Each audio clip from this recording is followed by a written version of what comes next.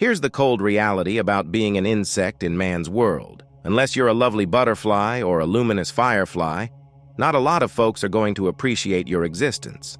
Some hear the word insect and immediately think of them as either nuisances, agricultural pests, or disease vectors. Even the way people communicate reveals a bit about humanity's disdain for these arthropods. The term insect is sometimes used to describe an insignificant person, and when an object or event causes someone discomfort or irritation, people say that it bugs them. While it's true that coexisting with insects can be occasionally challenging, their capacity to ruin picnics, decimate crops, or cause various illnesses shouldn't be enough reason for anyone to write them off as a whole. In fact, pretty much every living thing on the planet would suffer if all insects were to disappear one day.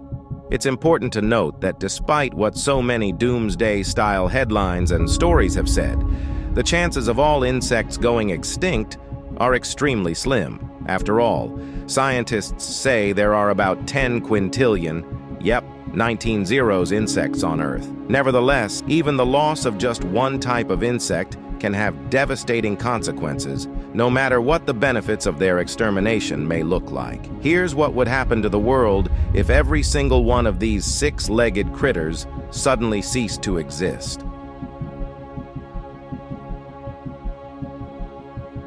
According to the World Health Organization, over 700,000 people die of dengue, malaria, and other diseases passed on to them by disease-carrying organisms or vectors.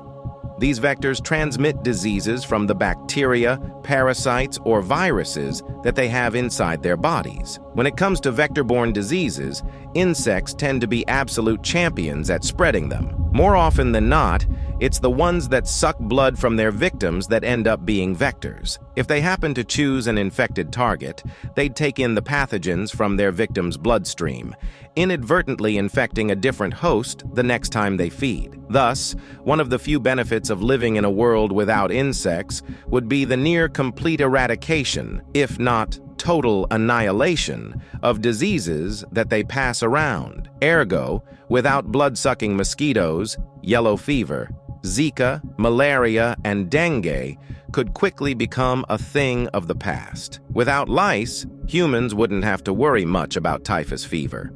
Ridding the world of tsetse flies would likely rid the world of sleeping sickness, African trypanosomiasis, which, despite its relatively harmless-sounding name, is actually one nasty customer. It leaves the patient in a zombie-like state, and the outcomes are either death or permanent brain damage, via BBC News. Perhaps the most terrifying thing about losing insects is that there's still so much to learn about them, potentially life-saving knowledge that will be forever lost to time if insects disappear. Take the field of medicine, for example.